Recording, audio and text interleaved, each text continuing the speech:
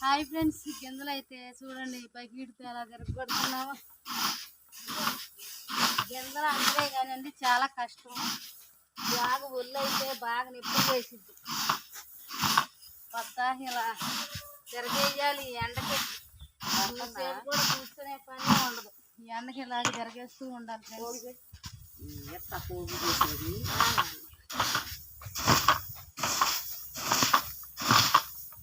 మా సైడ్ అయితే ఇలా కోత కోసి గింజలు ఎండబెట్టి ఎండకైతే ఇలా తిప్పుతూ ఉండాలండి. అప్పుడైతే ఎండాక మళ్ళీ కాటా వేసుకుంటారు ఫ్రెండ్స్.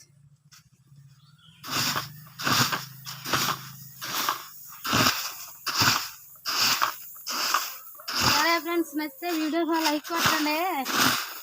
వెళ్తూ ఉంటాను మరి, బాయ్.